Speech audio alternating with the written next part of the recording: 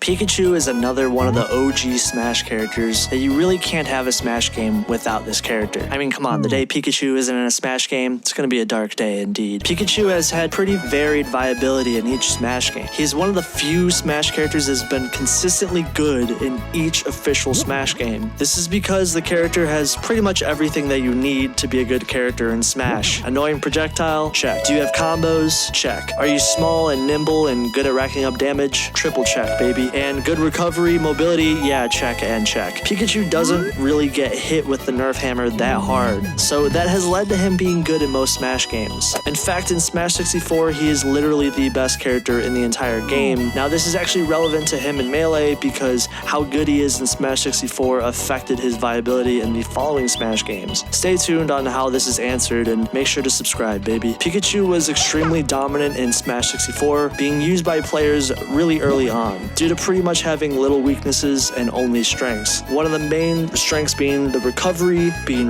really good for Pikachu. Great KO power, aerials, and ground game are all amazing, and one of the best characters at edgeguarding in all of Smash 64. All of his strengths pretty much add together to making him really good in the game. So how the f is this relevant to the video? Well, actually very much relevant, because Pikachu was actually so good in Smash 64, it got him nerfed in Melee, which on paper you might think this possibly could have killed Pikachu's viability, similar to how it did with characters like Ness and Kirby when they were nerfed when they moved to Melee. But actually, Pikachu is the exception to this. Pikachu is actually a pretty good high mid-tier character in Melee, and is actually viable enough to be used in competition. So yeah, sorry Kirby and Ness, you can't really be said the same. Pikachu is so good a nerfed version of the character is still good in a completely different game. It's pretty crazy. Pikachu in Melee is definitely different from the Smash 64 version. Funnily enough, people thought Pika was trash and just a mid-tier in the early days, bouncing from 13th place to 18th on Melee's tier list. Many people didn't believe in the character early on because essentially it being a nerfed version of the character on paper to a previously amazing version of the character in Smash 64. In fact, Melee Pikachu has slightly different strengths and weaknesses compared to that godlike version of the character previously. However, there were clearly some good things to the character and some things that were clearly ignored in the early days. Pikachu has the strongest up smash in the game, a quick semi-spike up air, also having a great recovery that allows him to come back on stage. However, Pikachu has many downsides: very short range, a pretty average dash dance, and a pretty mid wave dash, along with difficulty in dealing with shielding opponents, and thus Pikachu must rely on mix-ups and cross-ups a lot of time. Pikachu's main strengths are his ability to throw an opponent off stage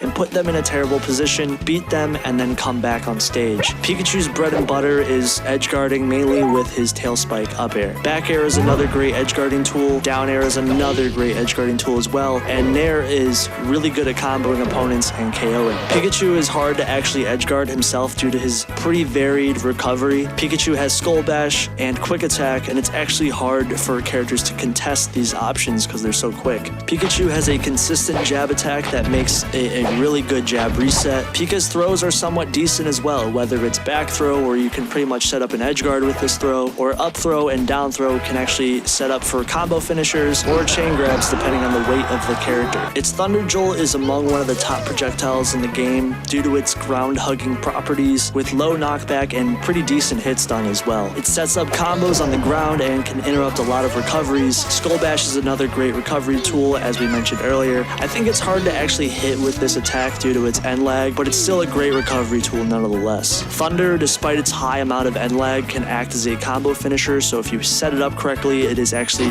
really rewarding, and it's pretty hype too, I'm not gonna lie. It took a minute for Melee Pikachu to develop, but once he did, it led to Pikachu rising all the way to the B+ tier, which is not bad in Melee at all, as half the cast is currently unviable at the lower end of Melee's tier list. This means you will actually see Pikachu in competitive play, which is pretty cool, but I will say he isn't one of the most common characters in the meta. He's still rather hard to play. Some people like to call him poor man's Fox, as they pretty much are the same archetype of character, having projectiles, an amazing combo game, and both being small and nimble characters, except Pikachu is much lower tiered compared to Fox. However, that can be a short-sighted statement, as Pikachu obviously has enough to differentiate the character from Fox, having a stronger up smash than him and rather unique edge guarding tools. So Pikachu is a good character, his difficulties though being rather lightweight, having pretty terrible range which hurts his approach options, below average much airspeed, some moves having a lot of end lag, Sheik also being a big roadblock to the character because Sheik can just chain grab the out of him, and it can be a rather difficult for casual Pikachus to deal with certain matchups, so people tend to switch to Fox and Falco, who just don't want to suffer nearly as much as Pikachu can, because a lot of characters can combo him pretty hard. However, the seasoned Pikachu main that plays the character with their entire soul on the line and knows the ins and outs of the character are certainly not something to underestimate, as Pikachu for sure has potential. Pikachu was buffed in Project M overall, gaining many amazing attributes from Brawl while keeping others from Melee that were still pretty good, like his powerful up smash, along with a few other options being strengthened. Pikachu even has aspects from Smash 64 Pikachu, like for example back air being exactly the same as the 64 version of the character, and my god is it so cool. This on paper might not be a big deal, but I personally love this animation way more than Melee's back air animation, which is the weird spinning attack. The move, yes, does have more startup. The trade-off is it's way more stronger and is a great KO tool now. Overall, this is a great change. Sorry, Melee back air fans. PM Pikachu has Brawl Pikachu elements sprinkled in there into the character, like Pika having some sort of, I don't know, sprinkled sundae. Where was this going? I'm sorry, this is a dumb joke. That means Pikachu can wall jump and crawl, with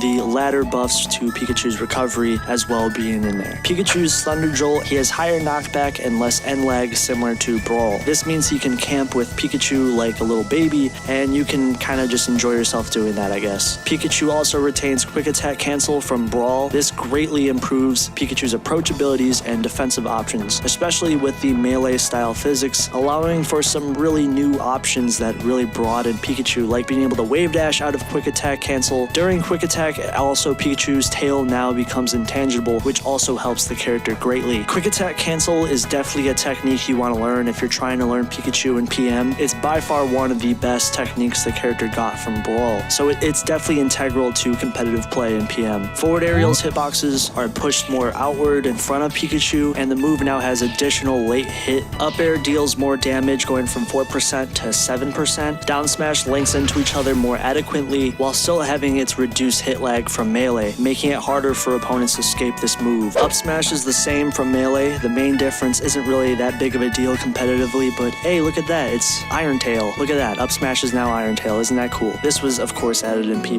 Pretty cute. Speaking of P+ changes, Pikachu didn't get a crazy amount of changes. That's mainly because people probably just thought of the character as being pretty balanced as of right now, so mainly Pikachu got quality of life changes. Neutral Air has hitboxes that now cover the whole body of the character now, and has intangibility. Dash Attack has higher knockback. A slightly better placed grab box on Pikachu has been placed there as well. Skull Bash can now edge cancel. Thunder deals more damage, but with an end lag increase. Pikachu's head hurt box is now slightly smaller now. Also, Pikachu has plenty of more costumes, baby, going from 6 costumes to 15, which is pretty crazy. Overall, Pikachu in PM is a mixture of Melee, Brawl, and Smash 64 Pika, all in one blender, and that's the version of the character in PM, actually being in the same spot competitively since 2016. Yes, in PM 3.5, 3.6, and P+, Pikachu was literally in the exact same spot for almost 3 tier lists in a row, being in the B tier every single time. Pikachu is pretty rare in competitive play. I personally think it's because of how difficult he can be to play at the tippy top of P+'s meta, and Pikachu does lack a lot in the range department still, and can still sometimes struggle to KO when Pikachu can't get in. So outside of Thunder Jolts, it can be harder for him to find approaches as well because he's still pretty stubby. Despite being somewhat uncommon, he's still got a lot of potential and is definitely capable in the PM meta. I just want to say thank you guys for watching. You guys mean a lot to me since you guys made it all the way to the end. Thank you. Also, if you guys want to get content early, there's a Patreon down below, and you get Discord benefits when you join the Patreon, so